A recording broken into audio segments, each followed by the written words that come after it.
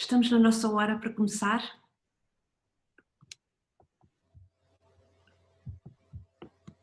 Já cá estão 133 pessoas a assistir connosco. Ainda a quem já cá está também para assistir. Este vai ser o nosso primeiro webinar que vamos organizar. A APF, numa parceria com o Observatório de Tráfico de Seres Humanos, preparou um programa de 5 webinars, em que hoje arranca o primeiro, e queria também, se calhar, para além das boas-vindas, dar um bocadinho a conhecer algumas questões técnicas relacionadas com este webinar. A primeira é que ele vai ser gravado durante o período que estivermos aqui a falar. O nosso objetivo é depois colocá-lo no YouTube para poder ser visto por quem quiser reassistir ou que eventualmente possa não ter tido a oportunidade de ver, e por isso vamos depois lá publicar.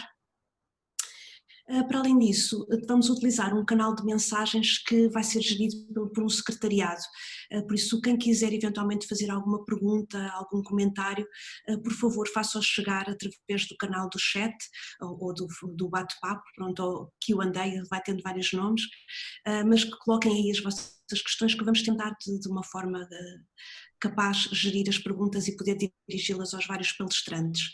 Esse canal também pode ser utilizado caso queiram fazer algum tipo de divulgação de informação, ou seja, se quiserem partilhar algum documento, ou algum projeto, alguma questão que gostassem que fosse publicado para as pessoas que estão a assistir ao webinar, por favor utilizem também esse canal, que vamos tentar.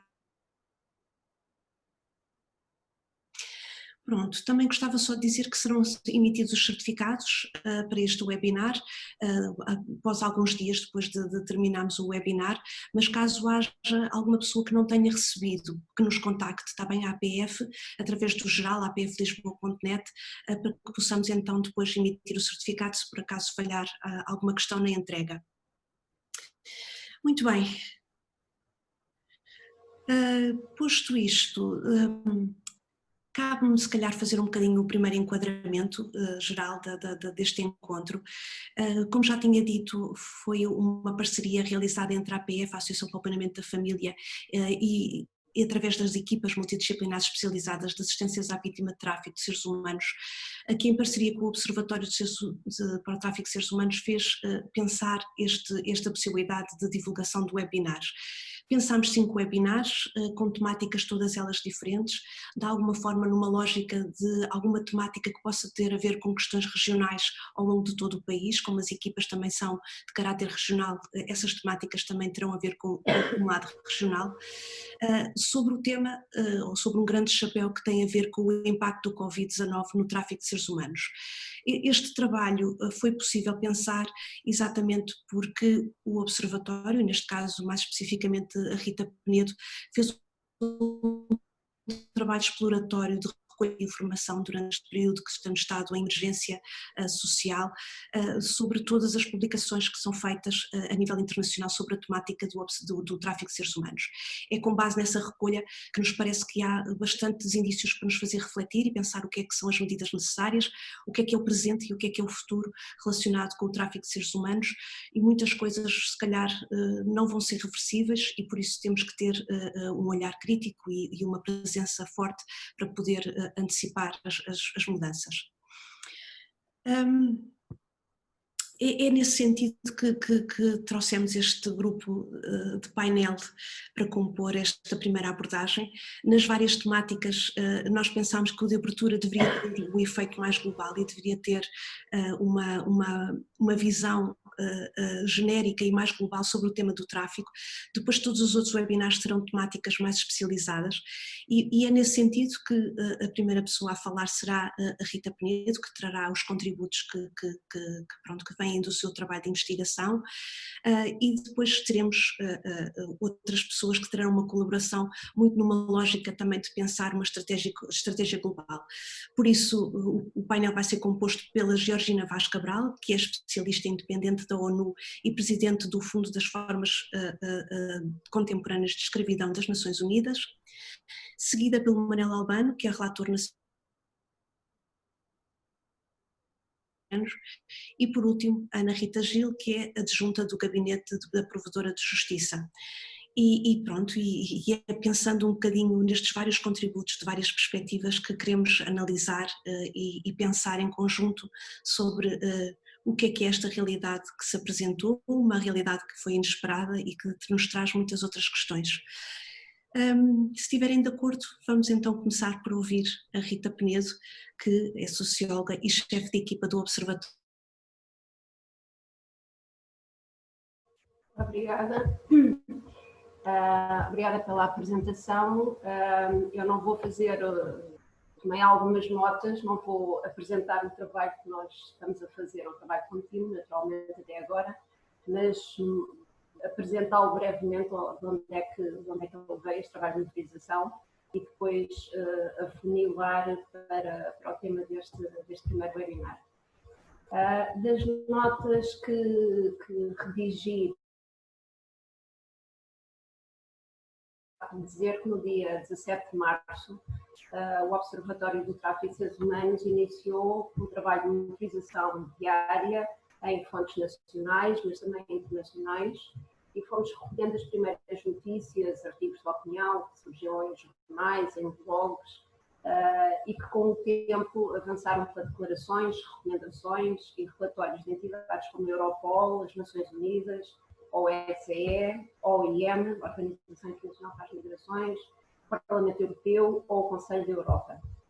Este nosso exercício, que é um documento que até à data, até ao dia de ontem, tinha mais de 100 entradas e perto das 400 páginas, teve na origem a preocupação sobre o impacto do Covid-19 no tráfico de seres humanos, não só no imediato. Seguíamos, dadas as contingências, por detrás e atrás de ecrãs e também em contato com os parceiros e com o Pacto Nacional, mas uma preocupação principalmente a médio e a longo prazo, e aqui tendo sempre presente na mente do Observatório as limitações e as cautelas metodológicas que este exercício tem naturalmente ao nível da apresentação de tendências, sensibilizar realidades já conhecidas ou o surgimento de outras, ou na elaboração de cenários determinísticos do que é ou poderá vir a ser, até porque naturalmente não existem ainda dados para fazer essa análise. Começando por ser uma interrogação, porque todos nós sabemos que todas as crises têm impacto, passámos posteriormente ou ao longo do tempo a uma interrogação e no plural, que impacto? Assim, uma pesquisa muito direcionada no início, alargámos o olhar e começámos a recolher informação a nível nacional e internacional sobre os impactos da pandemia do Covid-19 em várias dimensões, como na ação, e aqui governamental e não governamental, na migração, nos refugiados, no laboral, na contrafação, na economia, na cadeia de abastecimento, no crime organizado, nas crianças e no género. Naturalmente, estas dimensões, e há outras que estão em falha e que vão sendo construídas, são muletas analíticas, porque na prática, cada uma cruza-se com a outra, entre o que são as suas causas e os seus efeitos, mas traduzem o que todos sabemos. Sendo o tráfico de seres humanos um fenómeno multicausal, multidimensional, dinâmico e adaptativo, os impactos em cada uma destas dimensões e entre si, que podem ser avaliados na sua correlação mais direta ou indireta com o tráfico de seres humanos, têm impacto sobre este, porque têm impacto nas sociedades e nas pessoas. Tem os impactos em algumas destas dimensões que mencionei acima e que estruturam o documento de monitorização que nós estamos a fazer. Portanto, o impacto em algumas das dimensões, talvez mais rapidamente mensuráveis relativamente ao impacto do Covid, podem e devem, sim, ser tidos em conta enquanto indicadores indiretos importantes na monitorização do impacto da pandemia no tráfico. Os impactos do Covid-19 em 3 fases, no seu início, durante e no após, e aqui o após com muitos pontos de inflexão, e que vai requerer uma análise longitudinal que vai demorar alguns anos. podem criar ou recriar novos parênteses e com ponto de interrogação, talvez, espaços propícios à ocorrência deste crime, que o tempo futuro, obviamente, nos dirá de que forma, em que grupos e qual a escala. O tempo presente, para além da ação, é tempo também de criar espaço oportuno à reflexão e discussão atempada que possa apoiar a intervenção. Também sabemos que os países e as suas regiões e comunidades têm níveis distintos de vulnerabilidade e de resiliência, e aqui utilizo o conceito de resiliência não numa perspectiva de processo e não de atributo inato às comunidades, às sociedades. Nada melhor do que este primeiro encontro, como a Sónia referiu, ser organizado, o primeiro na série de outros 4, ser organizado em conjunto com as 5 equipas multidisciplinares, chegando a vários parceiros, nomeadamente aos parceiros das 5 equipas regionais, ou das 5 redes regionais. Sobre o tema deste primeiro webinar, esta pandemia, que deve ser entendida como um choque, alterou efetivamente paradigmas. O convite às oradoras e ao orador foi refletir sobre os novos desafios. Assim, partindo da leitura de alguns dos documentos de natureza mais macro, portanto, extraindo deste dossiê de compilação que o Observatório está a realizar, estes documentos de natureza mais macro, observamos sumariamente como transversal no que foi dito. Ao nível da prevenção, o acesso a serviços, programas de apoio económico-sociais, contemplando aqui não só o presente, mas um contexto também de recessão e assim o aumento da vulnerabilidade a situações de exploração e de tráfico, em razão do desemprego, precariedade e pobreza. A atribuição ou extensão de autorizações temporárias de residência a grupos vulneráveis, facilitando o acesso, por exemplo, a cuidados médicos e garantia do terceiro setor em matéria de direitos humanos. A disseminação de informação sobre o Covid-19 junto de grupos específicos em diferentes línguas. Ao nível da proteção, na garantia da continuidade da assistência e acolhimento em estruturas especializadas e no manter da continuidade no apoio a vítimas que se encontram em fase de autorização para as proteger de eventualmente situações de revitimização. Na adaptação dos espaços,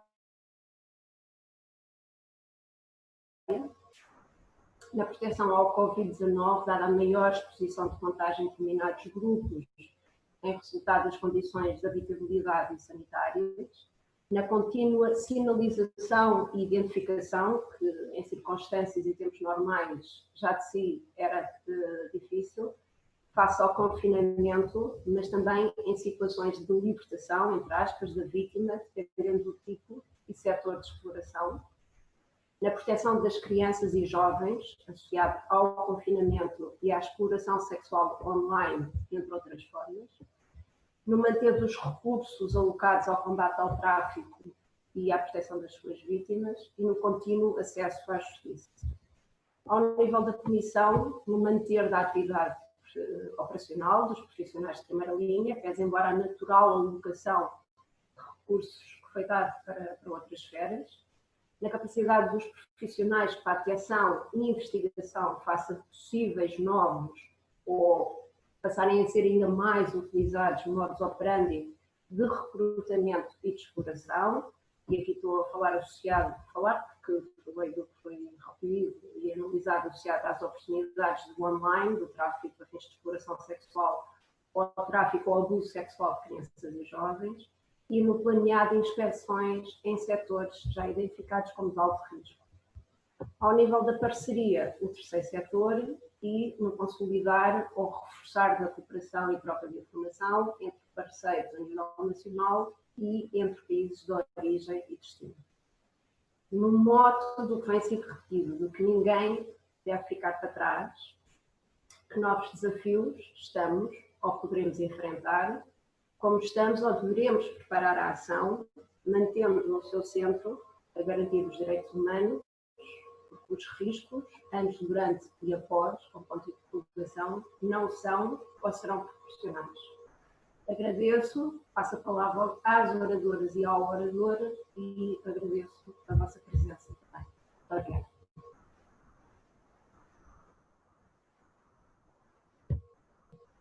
Muito obrigada, Rita. Depois desta apresentação, que é um bocadinho um mote para haver muitas outras discussões, que é este apanhado global, eu passaria a palavra à Georgina Vaz Cabral. A Georgina Vaz Cabral é advogada e especialista internacional reconhecida na área do combate ao tráfico de seres humanos. Atualmente trabalha como especialista jurídica na ECPAT, que é uma organização que trabalha pelo fim da exploração sexual de crianças, e no Instituto Austríaco de Direitos Humanos, trabalhando neste campo há mais de 22 anos. No entanto, se calhar o ponto importante também que nos traz aqui tem a ver com o facto de desde outubro de 2017 ter sido nomeada uma das 5 curadoras do Fundo de Voluntariado das Nações Unidas, sendo atualmente a presidente do Fundo das Formas Contemporâneas de Escravidão das Nações Unidas. E assim gostaria se calhar de passar a palavra à Georgina Vaz Cabral para ouvi-la sobre os seus comentários destas perspectivas globais em termos do Covid-19 e tráfico de seres humanos. Obrigada, Georgina. Obrigada, Sónia, e queria agradecer à PF. Fico muito contente de participar a este webinar, ainda por cima em português. Como talvez muitas pessoas já sabem, raramente tenho a oportunidade de falar sobre esse assunto em português, já digo logo no início. Vou representar hoje, como disse a Sónia, o Fundo sobre as Formas Contemporâneas de Escravidão, e é um grande honor porque Portugal foi um dos países que apoiou a criação do Fundo e o estabelecimento do Fundo em 91. O Fundo sobre as Formas Contemporâneas pela uma resolução da Assembleia Geral sobre proposta e apoio de um grupo pequenino de países, e Espanha e Portugal são os únicos países da União Europeia a ter apoiado essa resolução. E esse fundo vai completar 30 anos para o ano e espero que Portugal vai poder participar à celebração do aniversário, que, como pode imaginar, vai ser um bocadinho difícil de organizar no contexto atual. O fundo é um instrumento do Escritório do Alto Comissariado dos Direitos Humanos, é um fundo das Nações Unidas, mas a gestão é feita pelo Escritório do Comissário para os Direitos Humanos, para garantir às vítimas de tráfico de seres humanos ou outras formas de exploração, trabalho forçado, trabalho infantil, de receberem uma ajuda medical, social, psicológica e legal. Quer dizer, as informações que vou partilhar hoje são informações que recebemos diretamente pelos os projetos e organizações que estamos a apoiar. O apoio em concreto do fundo é um apoio financeiro, por via de projetos, que a sociedade civil de todos os países do mundo podem apresentar ao fundo. O que é importante, esses projetos têm que ser projetos de assistência direta à vítima. Não se trata de organizar conferências, não se trata de publicações, trata-se de dar um apoio, uma ajuda profissional, que seja apoio medical ou psicológico, aprendizagem de uma língua, a integração do país. Em 2020, o Fundo concedeu 37 subsídios para vítimas de tráfico em 33 países do mundo. Como pode ver, o Fundo tem um mandato universal e não há exceções. O que é importante é que a ajuda do Fundo pode também ir para países onde a ajuda de países estrangeiros não são aceitados. É uma ajuda que é vista, uma ajuda financeira que é vista neutral neste momento. Mas a pandemia do Covid-19 está a sobrecarregar a capacidade dos beneficiários do fundo, não é? E com muitas organizações de assistência à vítima, que seja assistências vítimas de tráfico, outra assistências de violência doméstica, outro tipo de violência, seja a implementar os projetos, mas também a prestar serviço à pessoa no momento que a pessoa mais precisa. o impacto do vírus, tenho aqui, vou distinguir 3 tipos de impacto. O efeito que a pandemia pode ter nas vítimas, na ajuda às vítimas, no trabalho mesmo das organizações, não se pode esquecer, como as Nações Unidas, como a IOM, que a Rita mencionou, ou outro tipo de organizações. A vulnerabilidade pelas vítimas. As vítimas de formas de escravidão assistida com a ajuda do fundo e que recebem apoio principalmente em abrigos, incluem crianças vítimas de pior formas de trabalho infantil, exploração sexual, trabalho forçado, mas também casamento forçado. As vítimas são crianças, idosos, refugiados, pessoas com deficiências e também população indígenas, que estão particularmente vulneráveis no dia a dia, numa situação normal, e com a pandemia esse grupo se torna ainda mais vulnerável devido à sua incapacidade de mudar de lugar para ir para um lugar seguro, incapacidade de se isolar, incapacidade de praticar a distância social que é necessária neste momento, ou nem tem acesso a um serviço básico de assistência. E Portugal, para mim, foi realmente um exemplo mundial de como é que se pode responder a esse tipo de necessidades, oferecendo serviço medical e de assistência a qualquer pessoa sem discriminação. Eu acho que Portugal fez uma ação, estou toda comovida, exemplar. Para as pessoas que não sabem, estou a viver na Áustria e em Viena, e esse tipo de ação não foi implementada aqui nem em vários países. Eu acho que foi exatamente uma mensagem que Portugal mandou ao planeta, é dizer, aqui somos seres humanos e toda a gente precisa de ser apoiada neste momento tão difícil. Vou-vos dar alguns exemplos situações devido ao vírus. Várias ONGs na União Europeia me informaram, por exemplo, nos casos de exploração de empregadas domésticas em situação de servitude, como muitas pessoas aqui sabem que é um tema muito importante para mim. Essas pessoas foram metidas na rua o dia que o lockdown começou, simplesmente. Temos que ficar todos em casa. A consequência foi que meteram a vítima desse tipo de exploração na rua, e isso em grandes capitais da União Europeia. E eu pensava que foi a primeira vez que pensei que foi um caso isolado, e depois comecei a receber informações de outras organizações a lamentar que a situação não era única e que havia outras. Mas, bom, é um tipo de consequência que a pessoa que já não tem ajuda fica numa situação de risco também de saúde e de ficar contaminada com o vírus. Outro exemplo é as crianças. Isso são informações que vêm de países como o Nepal ou a Índia. Crianças que não podem ir à escola neste momento por causa do lockdown, que ficam ainda mais a risco de ser exploradas. Outro exemplo muito concreto, no Senegal, há uma organização chamada Maison de la Gare, que o fundo teve a apoiar durante muitos anos e estamos a continuar a nível político. Essa organização dá apoio a crianças que estão na rua, exploradas pelo marabout. Não sei se vocês já ouviram falar das crianças talibé. Talibé é a escola corânica e essas crianças que estão na rua e que não têm nenhuma ajuda recebem, pelo menos com o apoio dessa organização, Maison de la Gare, em Saint-Louis, no Senegal, tem um abrigo aberto onde podem ir dormir, sair, tomar banho, ter aulas se quiserem, mas é um abrigo que está aberto, não é um abrigo fechado, porque todos os dias essas crianças têm que voltar para o marabout e dar o dinheiro que tiveram a coletar ou tiveram a trabalhar. É um tipo de exploramento que não se pode definir, porque fazem tudo o que pode trazer algum dinheiro para dar ao marabout. E, infelizmente, neste momento, o abrigo está fechado por risco de contaminação.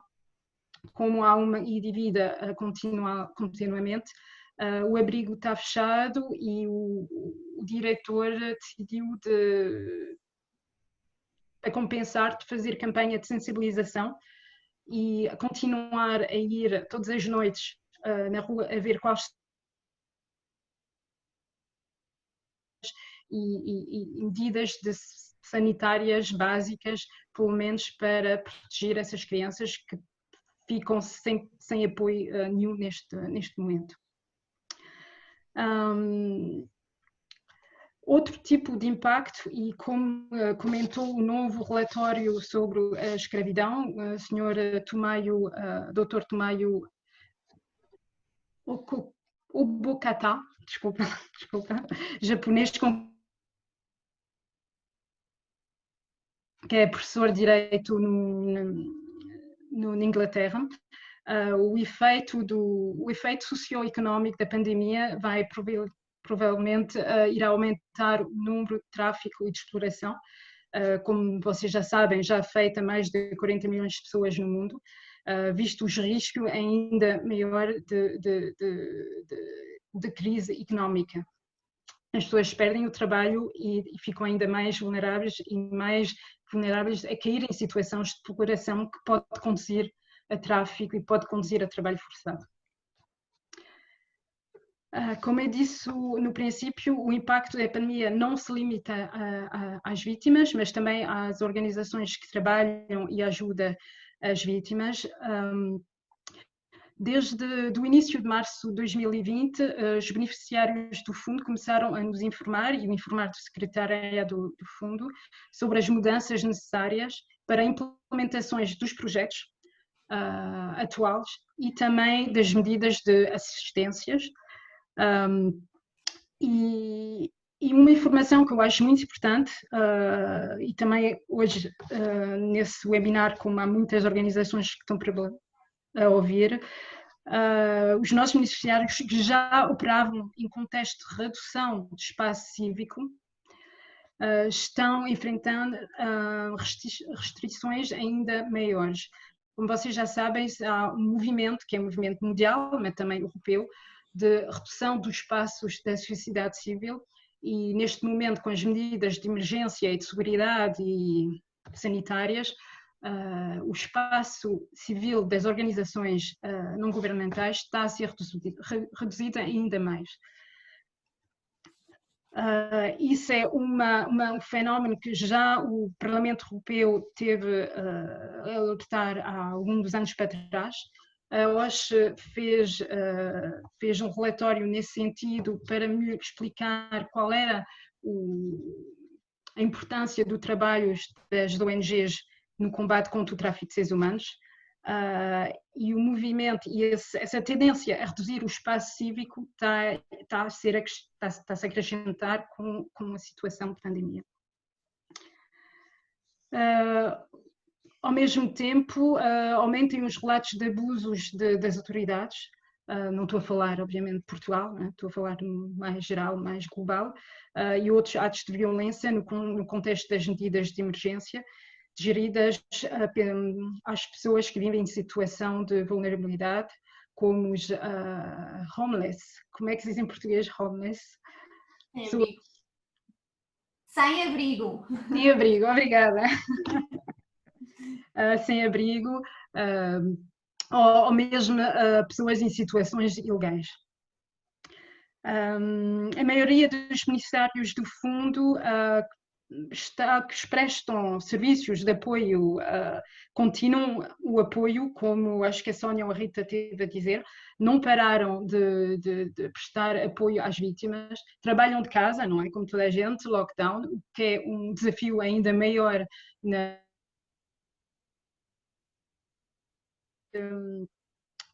pensar alternativas, como é que se podia continuar o trabalho de apoio nessa situação, e criar novos meios, incluído fazer um acolhimento por telefone, operações de turno para os serviços básicos e necessários, de estabelecer novas linhas de atendimento de 24 horas sobre 24, para poder continuar a fazer o trabalho de apoio do dia-a-dia. As ONGs também começaram a organizar novas atividades de sensibilização, que não fazia antes, sobre o lado sanitário, sobre a necessidade de se proteger, e campanha de sensibilização à direção das pessoas em situação de risco de ser explorados. No lado das organizações internacionais, vou mais falar do fundo, que é a minha experiência neste momento. O desafio é grande, como para todas as empresas, trabalhando de casa, de vez em quando países diferentes, não é? Não poder se encontrar, não poder negociar, isso é para a comunidade internacional em geral. O fundo está também a adaptar o seu... tivemos que adaptar e contatar todas as organizações que estamos a apoiar neste momento para saber qual eram the need, qual era a ajuda que precisavam neste momento, aconselhar e também apoiar a nível político se era necessário. Estamos também a recolher informações, mandamos um questionário a todas as organizações que estamos a apoiar, quer dizer, 37 neste momento, para coletar, recolher os novos métodos que elas estão a praticar, para poder continuar o trabalho, e ações alternativas a prestar os serviços de reabilitação das vítimas. E queria concluir, dizer que, afinal, essa pandemia vai nos dar mais tempo a pensar, refletir o trabalho que estamos a fazer neste momento, e também a novas oportunidades e ideias para uma ação humanitária mais inovativa e inovadora, além das novas energias para ajudar as pessoas que necessitam e procurar assistências. E pessoalmente penso que devíamos tomar exemplos sobre exemplo da resiliência que têm as vítimas, que eu acho que é a resiliência de pessoas que estão em situação de sofrimento e de exploração, mas que mesmo assim sempre têm coragem, sempre têm hope.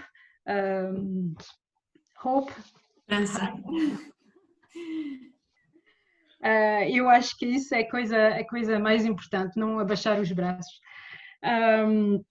E o fundo decidimos de lançar um novo call, Emergency Call, para poder dar uma ajuda suplementar às organizações de assistência às vítimas de tráfico de seres humanos e formas contemporâneas de escravidão.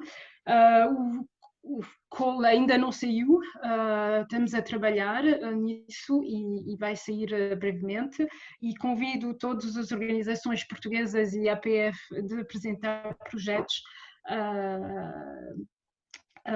especialmente recebemos apoio de Portugal, mas que vai ficar como devia ficar. Estamos a trabalhar para receber mais apoios de países suplementários para poder ajudar quem precisa neste momento. Obrigada. Muito obrigada, Georgina. Muito bom ouvir-te. Vou passar então a palavra ao Manel Albano. Manel Albano, se calhar para muita gente escusa de apresentações, mas seja como for, é da área do serviço social e da igualdade de género, dos direitos humanos, das mulheres e da violência de género, já em 1994. É hoje em dia o diretor da Delegação Regional do Norte da Comissão para a Cidadania e Igualdade de Género, que é um organismo governamental para a igualdade de género, sendo também o relator nacional do tráfico de seres humanos desde 2008. E pronto, tem imensa experiência na coordenação e participação de projetos, quer nacionais, quer internacionais, na área da violência de género, incluindo a violência doméstica e o tráfico de seres humanos. Muito bem, Manel, passava-te a palavra. Muito obrigado, Sónia. Boa tarde a todos e a todas. Temos 201 participantes e 8 palestrantes, o que é fantástico, é maior que um seminário.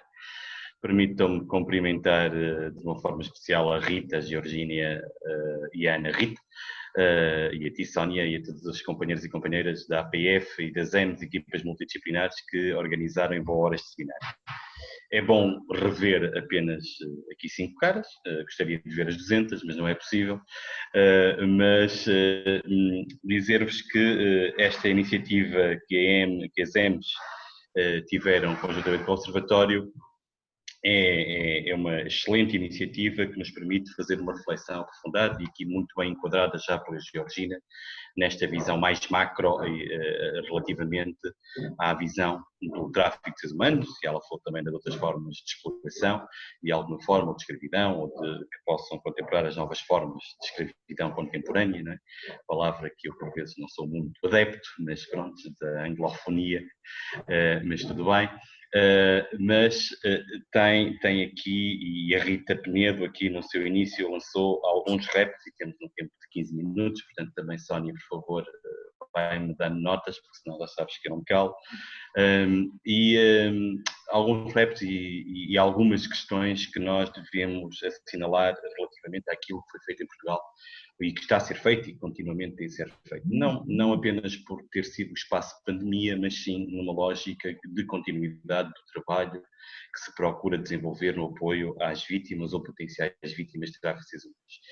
Bom, dizer que Portugal, e há bocadinho vi uma question que depois responderei na sequência da intervenção que vou fazer, mas Portugal, desde que iniciou o seu trabalho de uma forma mais estruturada na área de tráfico de seres humanos, teve como fim basilar e objetivo central a vítima, ou seja, baseado claramente na perspectiva dos direitos humanos e não em problemáticas acessórias.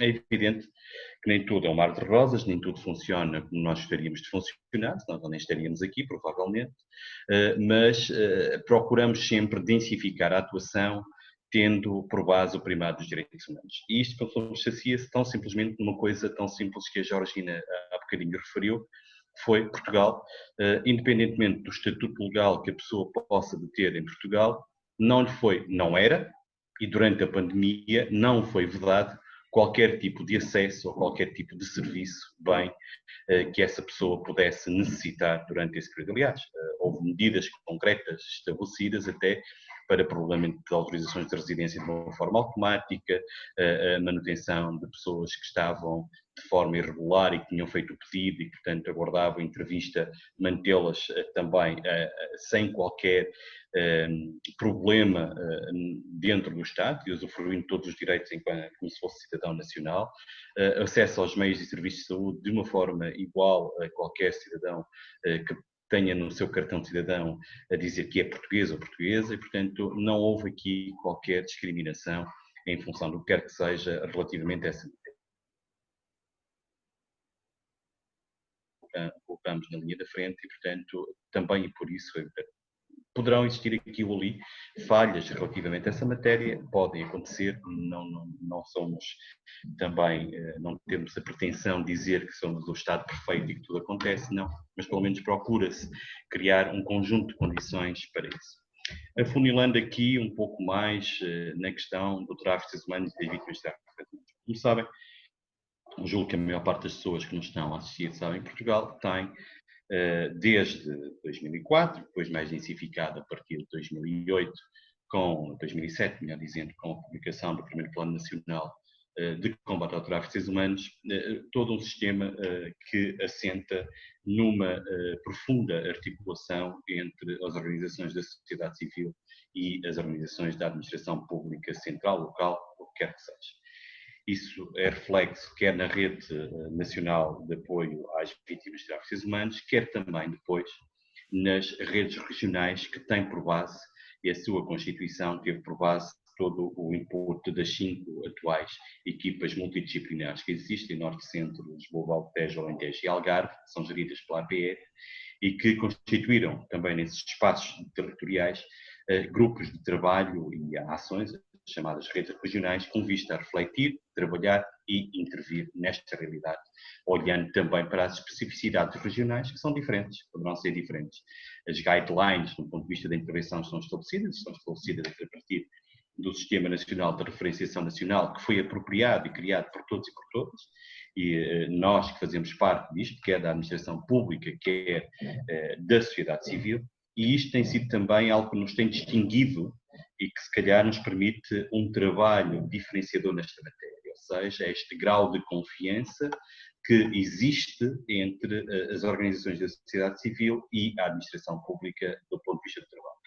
E muito concretamente entre as organizações da sociedade civil, que são aquelas que estão no terreno, e também os órgãos de polícia criminal competentes na intervenção nesta matéria, o CEF e a PJ, a que lhes permite aqui estabelecer elos de comunicação e formas de estar que permitem, de uma forma mais eficaz, atuar em função da vítima, respeitando os seus direitos.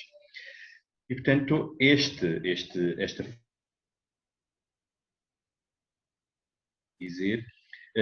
conduz-nos a que tenhamos em Portugal 5 respostas de acolhimento, atualmente, 2 para mulheres e crianças, 2 para homens e uma específica para crianças. E essas respostas articulam em profunda coordenação com os locais onde se encontram, bem como com as estruturas representativas da sociedade civil que trabalham, nomeadamente, a articulação com essas. Nada disto foi suspenso durante a pandemia, nenhum CAP dos Centros de Acolhimento e Proteção foram suspensos ou suspenderam a sua atividade, não seria permitido que isso acontecesse. Mais uma vez, o primado da vítima, o primado dos direitos humanos está em primeiro lugar. Se já são fragilizados, não podemos colocá-los ainda numa maior situação de fragilidade pelo facto de existir um vírus, mas tudo isto foi feito com contrapeso e medido, também seguindo as orientações da Direção-Geral de Saúde, criando planos de contingência que estas estruturas tiveram que criar, adaptando-se, tendo aqui os famosos EPIs, equipamentos de proteção individual, ou seja, tudo isto foi feito e mesmo as próprias equipas multidisciplinares não deixaram de exercer a sua atividade, quer no atendimento muito mais telefónico do que presencial, embora situações obrigassem à intervenção presencial das equipas, em conjunto com outras organizações, e não vou citar um caso que está a ocorrer e que ocorreu, porque não quero identificar o local, mas que demonstrou aqui até este bom funcionamento interinstitucional, esta cooperação entre 3 organismos, a sociedade civil e 2 organismos da administração pública, que até na identificação de um local onde várias pessoas estiveram em confinamento obrigatório por suspeitar da existência de infecção por Covid, mas depois, no seu realojamento ou na sua reestruturação após este período, foi identificado que poderíamos estar aqui, porque não houve o tempo necessário nem a capacidade necessária por parte da Polícia Criminal para averiguar todas as situações, e porque se temia que pudesse, entre as vítimas que se identificava como potenciais vítimas e, eventualmente, neste bolo, porque era um grupo, poderiam estar também os perpetradores, os traficantes, ou aqueles que auxiliavam e controlavam as vítimas, não foi permitido que estas pessoas fossem para os centros de acolhimento e proteção, porque corriam aqui um risco muito grande de que, por um lado, a identificação do local e, por outro lado, também o perigo que se tivéssemos algum agressor, perpetrador a entrar num espaço deste, o que é que poderia acontecer do ponto de vista das outras pessoas que lá estavam, já acolhidas, e também a confidencialidade da estrutura que ficava comprometida, pondo em risco também os técnicos que aí trabalhavam. E, portanto, aqui numa articulação estreita com outro organismo da administração pública, encontraram soluções residenciais de capacidade para acolher estas pessoas e trabalhando agora, sim, entre estes agentes todos e aqueles que são e que forem e que sejam identificados como vítimas e tendo capacidade de acolhimento serão reconduzidos para estes espaços de proteção. E, portanto, tudo isto é feito de uma forma articulada e muito próxima. Para que isto funcionasse, foram emitidas algumas orientações por parte da tutela, aqui representada por mim, da Sra. Ministra da Presidência, Sra. Secretária de Estado para a Cidadania e Igualdade, que coordena esta área do ponto de vista político em Portugal, e que foram enviadas para todas as estruturas sobre formas de atuação durante a pandemia. Foi criado também aqui um protocolo com o INEM, para que, caso houvesse sintomas ou alguém que apresentasse alguns sintomas que pudessem apresentar ser uma situação Covid, fosse acionado este protocolo para testagem disto, não era para fazer rastreio, era para testagem se existissem sintomas em potenciais vítimas. Portanto, um conjunto de ações, para além de outros apoios que conseguiram junto de organizações empresariais para dotar também os CAPs com bens alimentares e outros produtos de primeira necessidade que pudessem existir. Portanto, procurou-se atuar sempre aqui no superior interesse das vítimas e dos profissionais que aí trabalham, com um nível de responsabilidade que se exige, porque não poderíamos, numa situação de confinamento, confinar estas próprias vítimas. Se tiverem atenção nas diversas declarações de estado de emergência, verificaram sempre que existiram exceções, por exemplo, à mobilidade, para todos os profissionais, por um lado, que exerciam a sua atividade nestas áreas específicas de tráfico de seres humanos e violência doméstica, quer no transporte também destas próprias vítimas que tivessem necessidade de deslocalização territorial por qualquer motivo. Portanto, foram sempre uma atenção específica, especializada, que se foram tendo relativamente a estas situações. Tudo isto está enquadrado legalmente, como é evidente, nada disto caiu aos trambolhões e apetece-nos fazer. Existe a Lei de Estrangeiros e Fronteiras, Lei de Entrada, Permanência e Saída de Território Estrangeiro do Território Nacional, assim este nome compridíssimo, habitualmente conhecida por Lei de Estrangeiros e Fronteiras, e tem capítulo próprio sobre o enquadramento das vítimas de tráfico de humanos, os seus apoios que lhes são devidos, e portanto tudo isso aí está, para além depois de toda esta articulação que se efetua também. Toda esta informação pode ser encontrada no site do Observatório e no site da SIC, o site da SIC tem áreas específicas que reconduzem muitas vezes para links do Observatório e para outras situações e também para espaços europeus desta matéria. E dizer que Portugal nisto não está sozinho, quer dizer, existe em toda a Europa toda uma rede de abrigos e de articulações entre as estruturas, e aqui a APF, enquanto gestora de duas estruturas de acolhimento, por exemplo, mas gestora das equipas multidisciplinares, conhece bem esta realidade europeia, porque muitas vezes, europeia e mundial, diria, porque muitas vezes tem necessidade de articulações bilaterais no sentido de encontrar a melhor resposta para uma vítima que quer retornar ao seu país de origem, ou quer retornar para outro país onde possa ter alguma rede que a possa suportar, e portanto são estabelecidos esses contactos no sentido de, normalmente, para além do contacto que possa ser feito entre as organizações oficiais, aqui muitas vezes coadjuvadas pela OIM quando se utiliza o repatriamento assistido e apoiado para estas vítimas, mas também com organizações da sociedade civil, com géneros e também para que isto possa ter um melhor sucesso do ponto de vista da sua intervenção. E, portanto, eu diria que o desafio que nós temos pela frente neste pós-Covid, durante Covid, neste futuro Covid, é tudo ainda muito incerto, nós não temos certezas de nada e portanto, será o olhar para esta realidade, perceberem que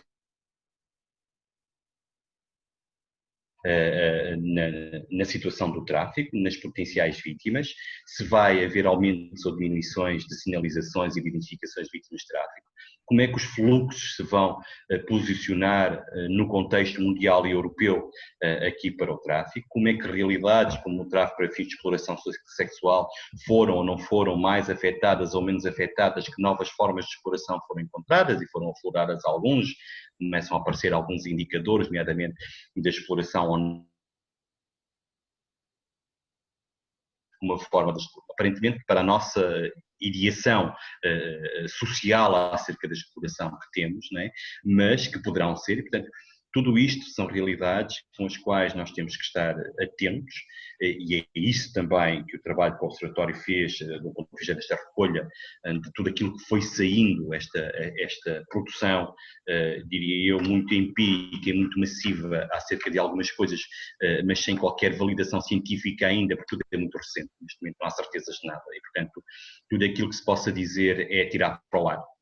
São tendências que podem vir a acontecer, mas estamos todos a mandar um chute, umas bolas para o ar para ver qual é aquela que vai cair e aquela que acertamos. Né? Portanto, eu aconselharia, e isto é importante, é que todos tenhamos a tranquilidade suficiente para analisar a realidade social que nos vai deparar e que nos está a acontecer neste momento perante esta realidade que é do confinamento e o que é que significou o confinamento para as vítimas.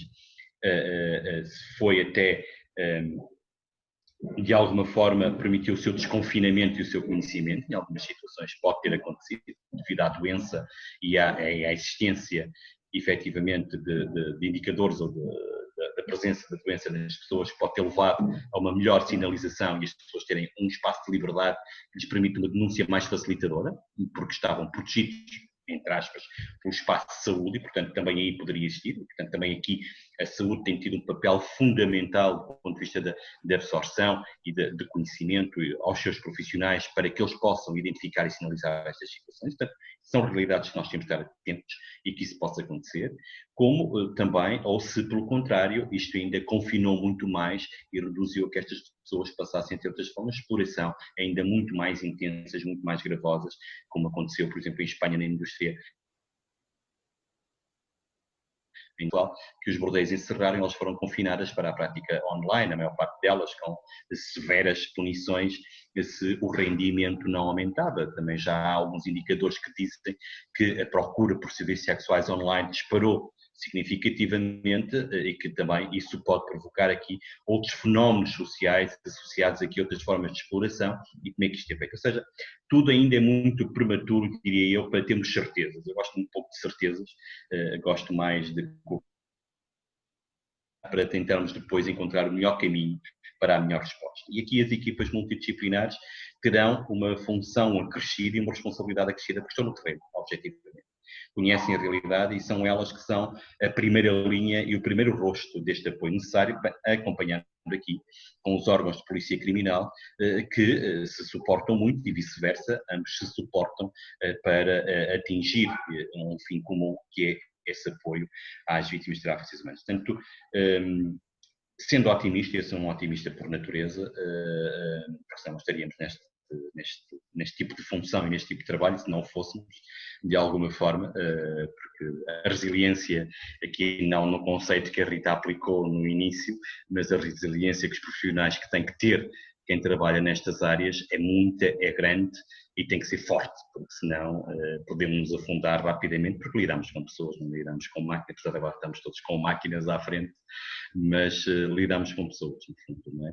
E, portanto, esperemos que esta capacitação, esta intervenção e esta maior proximidade, esta melhor forma de estar de um ponto de vista do trabalho em rede verdadeira e em verdadeira parceria, é? O famoso 4P que temos em termos do tráfico, as parcerias possam ser efetivas. E já verificamos, e a experiência portuguesa tem-nos ensinado, que quando a parceria funciona, o sucesso não é da APF, da SIG, do MAI, da PJ, do CEF, da Justiça, o sucesso é da vítima, porque é ela que interessa a vítima. E é esta mensagem que eu deixava de alguma forma. Muito obrigado. Obrigada, Manuel. Muito bom. Vou então passar à Ana Rita Gil, que será a última pessoa a trazer os seus contributos. A Ana Rita Gil é adjunta do Gabinete da Provedora de Justiça em matéria de direitos de coordenação do Mecanismo Nacional de Prevenção da Tortura. É ainda professora auxiliar convidada na Faculdade de Direito da Universidade Nova de Lisboa e da Universidade Católica Portuguesa em matéria de direitos fundamentais, direitos humanos e direitos das crianças. Doutorou-se em 2016 com uma tese sobre direitos humanos e imigrantes. Ana Rita, muito obrigada. Obrigada e eu, muito obrigada pela sua simpática apresentação. Eu começo naturalmente por parabenizar a organização da Provedoria de Justiça, uma vez que eu estou aqui na qualidade de representante da Senhora Provedora de Justiça e que muito felizes ficamos por estar também presentes neste debate, uma vez que tem a ver com direitos humanos e a Provedoria de Justiça é a Instituição Nacional de Direitos Humanos. A nossa intervenção nesta temática é por isso dupla. Enquanto entidade que recebe queixas dos cidadãos e enquanto entidade que dialoga com os organismos internacionais. Ora bem, começando aqui por esta última atividade, que é onde eu tenho desempenhado mais as minhas tarefas e tenho encontrado a Rita nas todas as defesas dos relatórios do Estado português das Nações Unidas, Nós normalmente apresentamos um relatório alternativo ao do Estado e em que o tráfico de pessoas aparece muitas vezes e transversalmente em relação a vários instrumentos jurídicos. Portanto, já o abordámos perante o Comitê dos Direitos Humanos, no que toca à apreciação do Pacto Internacional de Direitos Civis e Políticos, no Comitê contra a Tortura, uma vez que o tráfico é uma das circunstâncias que são consideradas abrangidas pela Convenção das Nações Unidas contra a Tortura, e também perante o Comitê dos Direitos da Criança. Ora bem, nestas três atividades, nestas 3 vezes que nós fomos falar com as Nações Unidas, mais recentemente, e foram no espaço de um ano, nós tivemos e manifestámos algumas preocupações com a temática do tráfico, sobretudo do tráfico de crianças. Portanto, eu falarei aquilo que nós transmitimos e depois falarei uma pequena reflexão sobre a situação agora e o que nos tem chegado agora. Na altura, e quando fomos durante este ano promover estes diálogos, preocupava-nos sobretudo o caso das crianças que chegavam de voos internacionais. Portanto, chegavam de voos internacionais, muitas vezes não acompanhadas, ou acompanhadas por um adulto, não estando contudo comprovada a ligação familiar, e de facto estes eram os casos que nós, aqui na VERST, no Mecanismo Nacional de Prevenção da Tortura, contactávamos quando visitávamos o aeroporto. Nós aqui fomos um pouco críticos e conhecem certamente a atividade do Mecanismo Nacional de Prevenção da Tortura neste âmbito, no que se referia à detenção no aeroporto de possíveis vítimas de tráfico de seres humanos. A professora e nós, como Mecanismo Nacional de Prevenção, sempre considerámos que não seria o local adequado por poder levar a uma segunda vitimização destas crianças. Não obstante, somos também sensíveis aos argumentos do CEF e de outros órgãos do Estado que afirmam a problemática que é de acolher estas crianças em centros abertos, que poderá ser um devolver da criança à situação ou ao seu reenvolvimento em redes de tráfico. Isso acontecia sobretudo com as crianças não acompanhadas, portanto não eram detidas, e era algo que nós manifestámos esse interesse. Na VERST, Mecanismo Nacional de Prevenção da Tortura, portanto, aquilo que nós estávamos a defender era que fossem acolhidas em sítios e circunstâncias condignas. As vítimas de tortura, de tráfico, verificando-se efetivamente que se tratavam de vítimas de tráfico. Agora, com o Covid, o que é que nós nos preocupamos e temos estado em contacto com o CEF nesse sentido, é que não está a haver voos, portanto, poderá estar a haver entrada no território nacional por outros meios não controlados, apesar das fronteiras terrestres também estarem controladas, supostamente, e preocupa-nos poderem estar a chegar pessoas de forma mais invisível, que não havia o tal controle na fronteira aérea. Nós perguntámos ao CEF o que é que estava a acontecer agora com pessoas que chegassem a Portugal indocumentadas, e de facto estamos a acompanhar isto. Só que efetivamente a resposta é que não há casos de chegada via aérea, e os requerentes de asilo, portanto quem chega a Portugal e requer asilo, terá então uma autorização de residência temporária, como todos aqueles que aqui estavam à espera de uma situação de regularização, o que é bom, obviamente, mas preocupa-me porque tem que haver também aqui uma monitorização de quem são estas pessoas que chegam e sobretudo se trazem menores, o que é que se poderá fazer. Nós temos recomendado algo que tem sido, aliás, a nossa recomendação vem no seguimento do trabalho que têm feito e, portanto, muitas vezes não recomendamos nada, limitamos a aplaudir o trabalho que já existe e que é, de facto, a criação dos centros especializados de acolhimento. Estes 5 CAPs que já existem merecem todo o apoio da provedora e nós temos dito e escrito nos nossos relatórios para as Nações Unidas, de facto foram uma resposta que nós precisávamos já há muito tempo, antes deles terem surgido.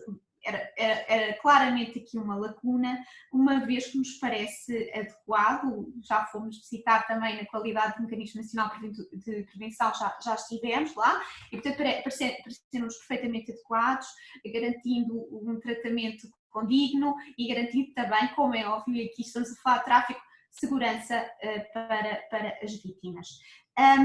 No que toca às crianças, nós também recomendamos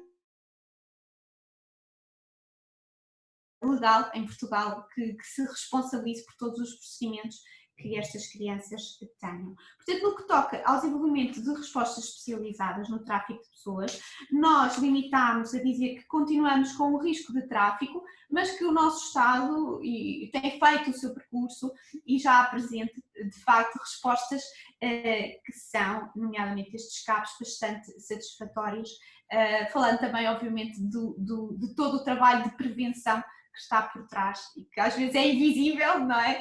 Mas que acaba por ser o principal, não é? Porque evita.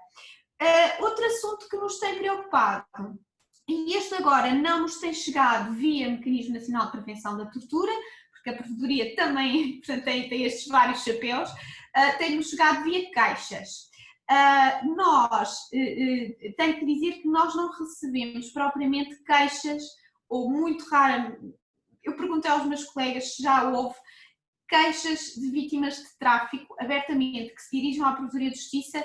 Não temos. O que nós temos é queixas de circunstâncias que podem sinalizar vulnerabilidades que podem depois levar a possíveis situações abertas, a uma possível envolvimento em tráfico ou situações que já são fruto de um tráfico.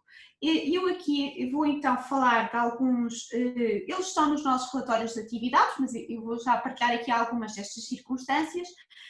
Um número elevado de caixas tem sido de estrangeiros, portanto de homens, sobretudo de países, conhecem melhor do que eu esta realidade, mas que nos têm chegado de países asiáticos como o Bangladesh, o Paquistão e a Índia, e que veio trabalhar para a agricultura. Este é, sobretudo, o grande número de circunstâncias com o que se tem confrontado, mas devo-vos dizer mais uma vez que as queixas que nos chegam não são queixas de tráfico, são queixas destes cidadãos não terem o seu estatuto regularizado. Portanto, são cidadãos que já pediram há imenso tempo regularização, muitas vezes ao abrigo do artigo 123 da Lei de Estrangeiros por motivos humanitários e que estavam já há anos à espera, estão há anos à espera de regularização. Nós verificámos, nós tivemos um aumento de 70% de queixas do ano passado para este, no que se refere a este tipo de circunstâncias, e nós analisámos e começámos a estabelecer contactos com o CEF sobre esta circunstância, porque começámos a ver de facto aqui um padrão de pessoas com o mesmo, vindas da mesma zona geográfica, com mais ou menos estar aqui alguma situação de criminalidade organizada. Se é tráfico ou não, ou se é auxiliar à imigração ilegal, já terão que ser, obviamente, as polícias criminais a investigar esse facto. A Provedoria de Justiça tem que passar aqui o processo às polícias criminais, ao CEF e à Polícia Judiciária, uma vez que nós não temos competência nesta matéria. Mas, portanto, é por via destas queixas que nos chegam estas notícias, estas pequenas sinalizações que nos podem dar aqui indícios de que há circunstâncias de tráfico sistémicas no nosso país. Portanto, crianças e tráfico para questões laborais. Agora, passando só para uma última perspectiva. Esta questão do Covid, e é isso que nós aqui na Provedoria temos verificado, levou obviamente a um aumento exponencial de queixas na Provedoria de Justiça. Eu estou a falar de um momento para o outro, se nós pensarmos durante o estado de emergência, começámos a ter 600 queixas relacionadas só com o Covid. A maior parte delas dizem respeito, obviamente, ao mau funcionamento da administração, mas muitas delas, mais uma vez, demonstram aqui e fazem-nos levantar aqui fatores que demonstram vulnerabilidades que nos preocupam neste contexto do tráfico. Se, por um lado, a mobilidade tornou-se mais difícil, portanto, há menos circulação, há menos voos, as pessoas estão confinadas, tivemos dias em que não podíamos sair de um concelho para o outro. Por outro lado, passou a haver uma maior invisibilidade do que se passa na sociedade. E é por aí que as coisas nos preocupam. E nos preocupam em várias dimensões, só para dar aqui alguns exemplos. A esmagadora maioria de chamadas telefónicas que nós temos são sobretudo, agora parou um pouco, era sobretudo questões de idosos que estavam nos lares e não podiam receber a visita dos seus familiares, questões dos presos que não podiam receber visitas nas prisões, mas temos aqui um grande problema no que toca às crianças, e é o facto de ter deixado de haver uma educação formalizada na escola e passar a ser devolvida à família esta tarefa que estava a ser uma tarefa estadual, já que é educar as crianças.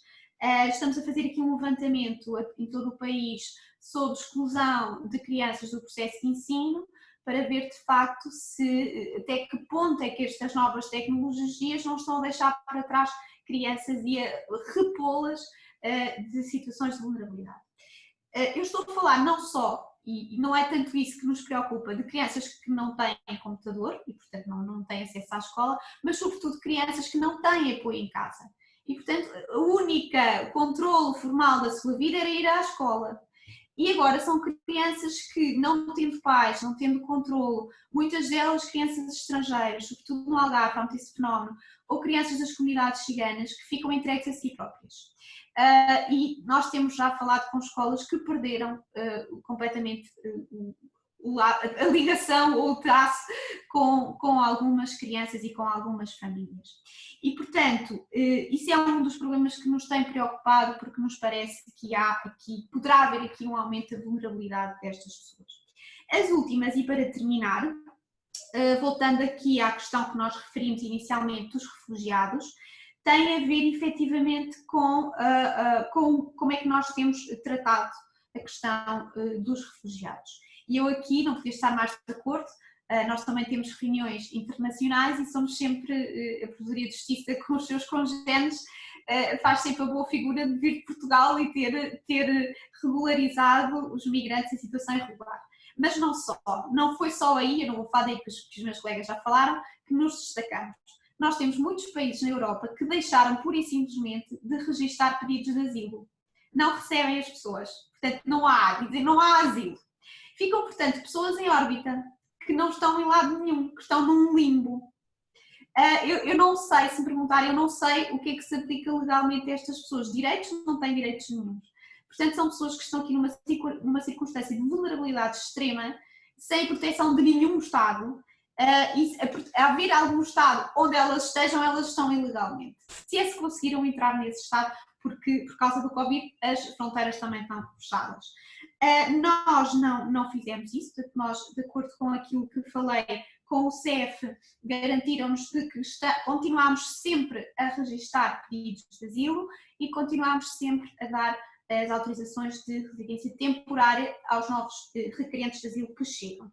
Portanto, neste ponto também nos podemos orgulhar, não obstante, preocupa-me efetivamente o que é que acontece a estas pessoas que pedem asilo, têm autorização temporária e não ficam detidas, e ainda bem, mas por outro lado, para onde é que elas vão? Pode ficar aqui um pouco sem se saber e perder-se o rastro delas também. E pronto, são estas as preocupações da Provedoria de Justiça e muito agradeço mais uma vez o convite para cá estar hoje. Nós é que agradecemos, Ana Rita. Muito obrigada. Já foram aparecendo algumas perguntas. Era só para dizer que há uma em especial que já foi respondida, o Manel teve a oportunidade de ver e por isso também aproveitou para esclarecer. Queria só situar que pronto, aos poucos também fomos dando resposta. Essa pergunta tinha a ver sobre se havia respostas de casas de acolhimento para vítimas de tráfico e que pronto, o Manel já foi acentuando e, pronto, e mesmo a Ana Rita também referindo a importância que essas casas crianças têm como uma resposta, não é, estruturante para a integração das vítimas e pessoas sobreviventes de tráfico de seres humanos. Eu gostava, enquanto vão saindo outras perguntas, de voltar um bocadinho à Georgina e pedir-lhe para ter este bocadinho de tempo de propaganda desta linha de financiamento. Muitas tenho todo o interesse em perceber melhor quais são os alertas que têm que estar atentos para as escolas, para poderem fazer as candidaturas, pronto, se está previsto a data para abrir esta nova que vem aí, mais relacionada com o Covid, e se é possível às vezes até perceber um bocadinho boas práticas de outras candidaturas que nos pudessem também, no fundo, orientar, estimular para fazermos candidaturas também orientadas com este tipo de respostas. Por isso, Georgina, se fosse possível, não sei se...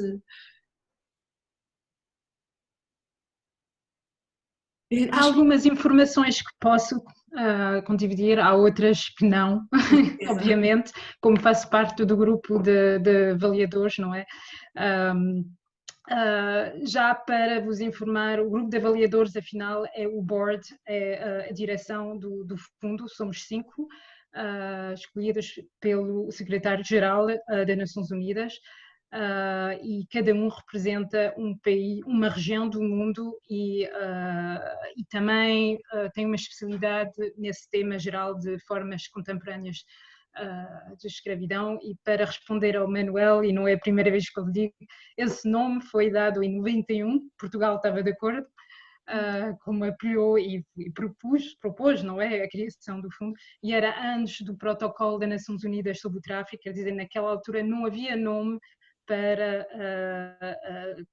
identificar todas as formas diferentes de exploração do ser humano. Importante é que é um fundo que ajuda a pessoas em situação de não direito, que são invisíveis e exploradas como escravos.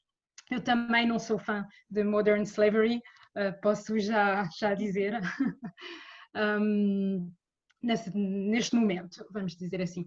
Para responder à tua resposta, Sónia, é assim, o fundo tem um call todos os anos, que é a partir de meio de janeiro até fim de fevereiro, e é muito simples porque é sempre no mesmo período. Todos os anos, a partir de 15 de janeiro, o call está disponível no sítio web do fundo.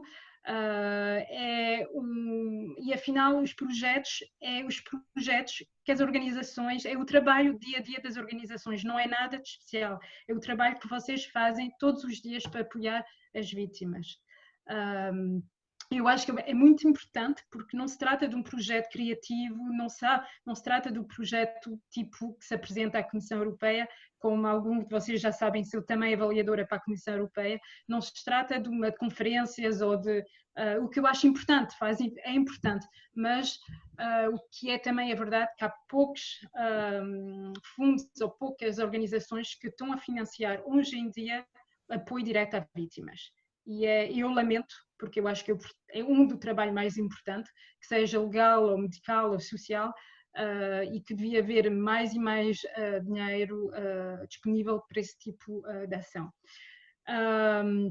Isso é para dizer só que há um call que é todos os anos, no início do ano, e agora o novo call, Emergency Call, relacionado ao Covid, ainda não tem a data, mas isso posso vos informar quando sair, porque como já sabem, toda a gente está a trabalhar de casa, todos os funcionários internacionais estão a organizar-se para poder lançar e continuar a atividade, com todos os desafios, não é, que todas as empresas hoje em dia conhecem nessa situação, mas quando o call for disponível, isso posso mandar uma mensagem e vos informar.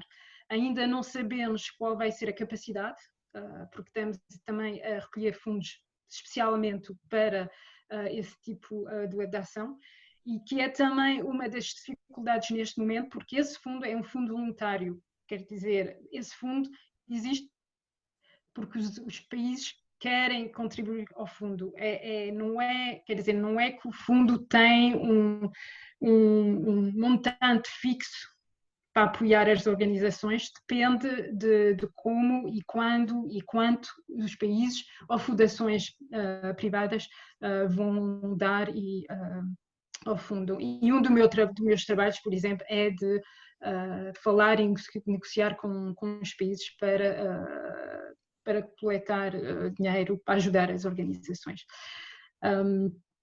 Eu acho que é uma oportunidade porque é muito simples. É o trabalho que é muito fino, não há de pensar em coisas inovativas, não há esse trabalho de parcerias com o estrangeiro, não, é o vosso trabalho que tem que ser apresentado de maneira detalhada, não é? Mas a importância do vosso trabalho, basicamente. Muito bem. Muito obrigada, Georgina. Foram surgindo, entretanto, outras perguntas que eu se calhar lançava para os palestrantes poderem de alguma forma responder, e uma delas prende-se com o facto de se neste período houve um aumento dos pedidos de ajuda, pronto, neste caso relacionado com as equipas multidisciplinares especializadas. Eu poderia também dar aqui um bocadinho a nossa visão, mas não sei, Manel, penso que podes ser tu a pegar, não sei se mais... Nós estamos a fazer uma monitorização semanal das situações e, portanto, recebemos esses reportes das equipas e dos CAPs e temos noção nem diminuição relativamente a período de homólogos. Portanto, isto não quer dizer nada. Quer dizer tudo e quer dizer nada, basicamente. Não há aqui, não há leituras que se possam querer extrapolar sobre isto. Não gosto de as fazer. Não gosto de as fazer porque podem não corresponder à realidade. Pode significar que efetivamente há menos pessoas que podem encontrar-se numa situação de vulnerabilidade de exploração em Portugal, é uma questão. Pode significar que as pessoas não têm capacidade de contactar, é outra questão. Bom, são tudo questões que ficam em aberto e, portanto, dizer o que quer que seja sobre isso, sem algo mais aprofundado e com mais tempo para poder fazer essa análise.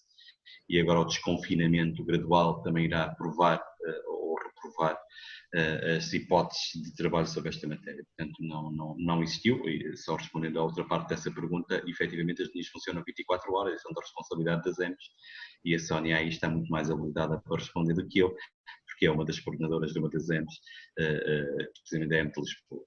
Sónia, não sei se posso aproveitar a outra pergunta que lá estava, que a vi, eu sou escovilheiro e, portanto, vou ali vendo as perguntas e só dando nota relativamente à questão que é feita sobre o encerramento de fronteiras. O encerramento de fronteiras se pode diminuir, aumentar, é outra daquelas que... Podes só enquadrar a pergunta para se perceber? Queres que leia a pergunta toda? Sim, pode ser, mas qual é que é a tua intenção?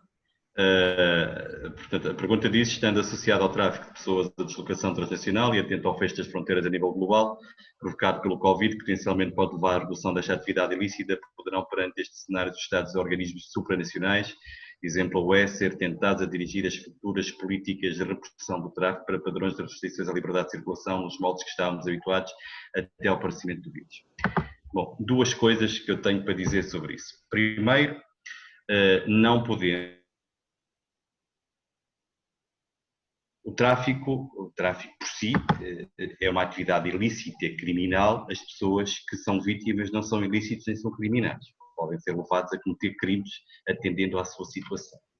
E, portanto, todas as políticas restritivas de migração que têm sido aplicadas têm provado claramente um potencial aumento de vulnerabilidade das pessoas que pretendem emigrar, colocando-as em situações de vulnerabilidade e que as levam, efetivamente, para que situações de tráfico. Portanto, todas as políticas restritivas que ainda, infelizmente, graceiam e gravitam um pouco nas cabeças das pessoas e de alguns Estados, vêm provocar, efetivamente, uma violação grosseira de direitos humanos. Ponto final, parágrafo.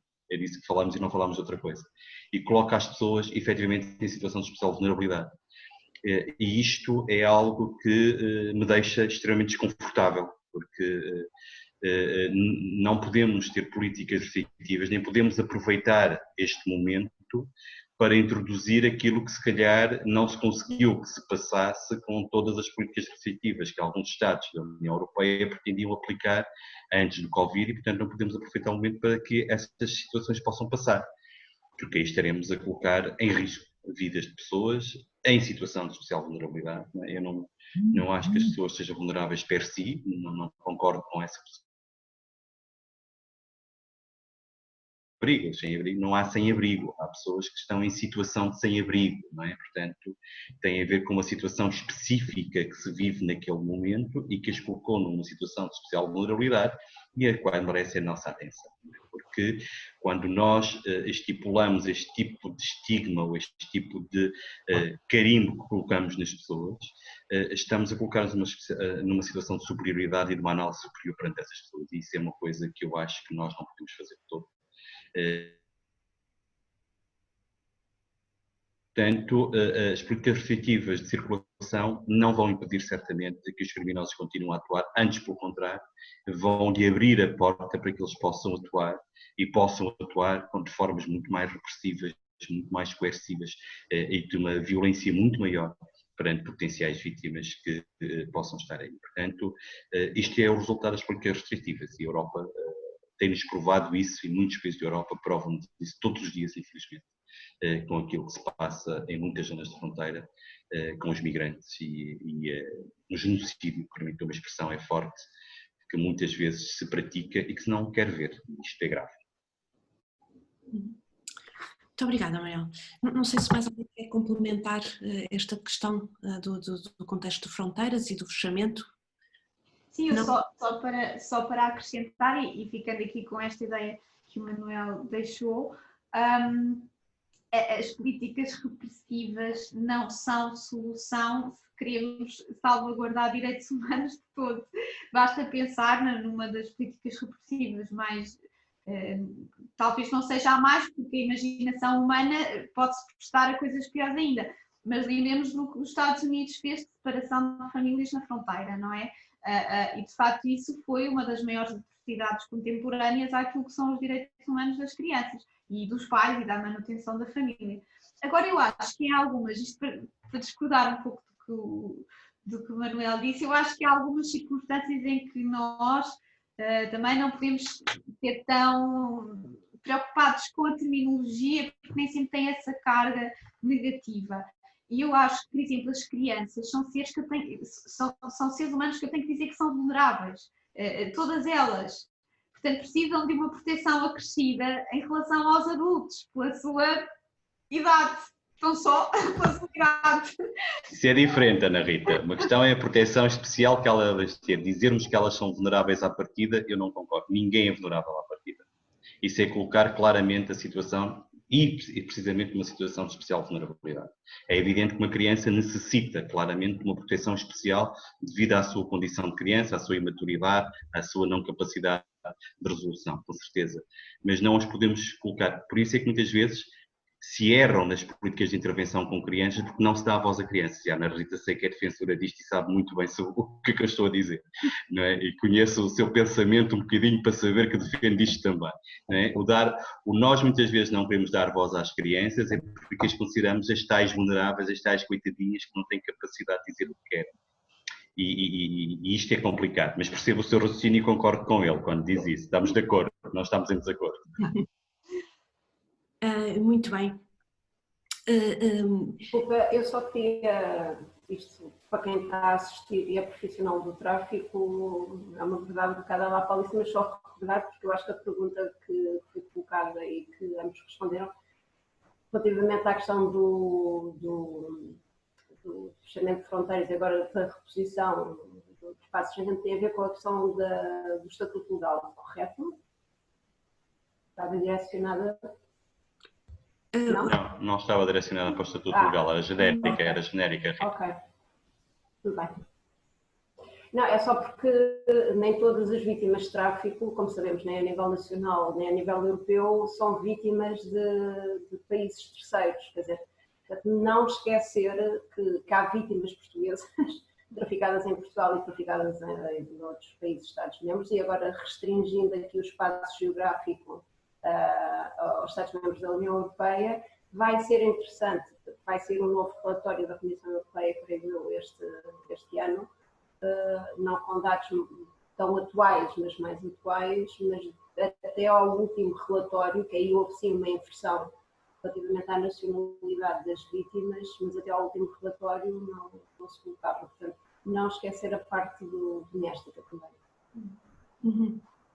Muito bem, temos mais uma pergunta e eu penso que tem um bocadinho a ver também com o trabalho de intervenção no terreno, não é? E com a forma como sensibilizamos as comunidades e o aspecto mais formativo, e que tem a ver com a preocupação, neste caso da pessoa que está a pedir a pergunta, relacionado com as pessoas de exploração agrícola na zona do Alentejo, que neste momento estão sem acesso a bens essenciais, alimentação, alojamento, falta de emprego. E a forma como, no fundo, se pode sensibilizar a população em geral para apoiar estas pessoas, claro, no fundo, a serem também alvo de alguma intervenção. Pronto, eu ligo também um bocadinho este pedido, desta pergunta, às questões também daquilo que foram as medidas que nós assistimos por parte do Governo cá em Portugal relativamente ao apoio a quem está em situação de vulnerabilidade e que já foram referidas, não é? E que têm a ver exatamente com estas tomadas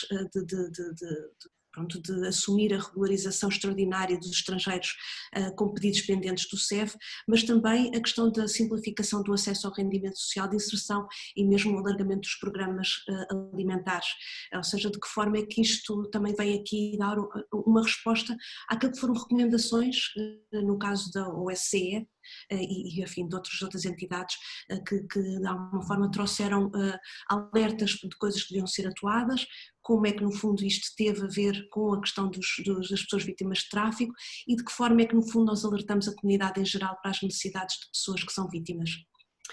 Não sei se não é dirigida a ninguém a pergunta em especial, mas se alguém quiser de alguma forma... Vez mais atual, até por outro fenómeno que aconteceu, e também nós na Provedoria fizemos uma recomendação nesse sentido, que foi a libertação de reclusos das cadeias, uma vez que haveria o risco, para já estavam privados de falar com a família, de receberem visitas, de receberem bens pessoais. Portanto, nós seguimos um pouco aquela que era a tendência internacional do Conselho da Europa, do Alto Comissariado das Nações Unidas para os Direitos Humanos, e fizemos de facto concedemos várias pessoas que agora têm sido encontradas em circunstância de sem-abrigo. Portanto, de facto, não houve este seguimento que deveria ter havido. Mas com a crise que dizem, esperemos todos que não seja assim tão má quanto pintam, mas que supostamente virá, acho que também poderá vir a agravar. Já está a acontecer, acontece com os reclusos, com muitos reclusos que foram libertados e que ficaram apelo para que se reforce o apoio a estas pessoas nesta altura. Ficam em situação de ainda mais especial vulnerabilidade. Muito bem, muito obrigada. Não sei se há mais alguma observação relativamente a este pedido, a esta pergunta por parte da assistência. Então, muito bem, já estamos também na nossa hora de terminar. Queria agradecer muito especialmente aos palestrantes que estiveram aqui connosco, quer na sua preparação, quer também neste bocadinho de intervenção e de respostas. Foi um prazer, foi um gosto muito grande. Temos estas coisas boas, não é? Em época de pandemias, que é de encontrar soluções alternativas e de alguma forma tirar-lhes o melhor proveito. Agradecer também a todas as pessoas que estiveram na sala, não é? Chegámos a ter cerca de 212 pessoas, o que é fantástico, pronto, revela realmente que o tema é pertinente e que há muito interesse por parte da comunidade em geral de seguir, não é? E de saber o que se está a passar. Relembro que também este encontro foi gravado, pretendemos depois poder publicá-lo no YouTube para que se possa voltar a ver para quem quiser ou eventualmente quem não pôde assistir também ter acesso. E que vamos emitir também os certificados depois no final, se por acaso as pessoas não receberem nos próximos dias, que nos contactem, porque podemos ter alguma dificuldade em identificar quem é que realmente esteve presente. Recordava que de facto este é uma parceria que fizemos entre a APF, através das equipas multidisciplinares especializadas, e o Observatório, e é um programa de 5 webinars. Este foi o primeiro de lançamento, de abertura, com uma visão mais global, mas temos a previsão de 15 em 15 dias fazer sempre às quintas-feiras, das 3 às 4h30, estes momentos de debate e de participação. Eles serão levados à responsabilidade de cada uma das EMs em nível nacional, organizados sempre por cada região, e por isso o próximo, que será no dia 4 de junho, vai trabalhar o tema do tráfico de seres humanos em contexto migratório, a proteção dos grupos vulneráveis. Depois o seguinte será a 18 de junho e que terá a ver com o tema do tráfico de seres humanos no trabalho agrícola, que riscos e respostas. O quarto webinar tem a ver com o tráfico de seres humanos para fins de exploração sexual, novos espaços de vulnerabilidades. E o webinar 5, que terá a ver com o tráfico de crianças e jovens, que capacidade de proteção, e que será levado a cabo no dia 16 de julho. Pronto, esperamos encontrá-los a todos e a todas nos nossos próximos encontros. Foi com grande prazer que pudemos estar aqui todos e vamos nos voltar a encontrar, com certeza. Muito obrigada.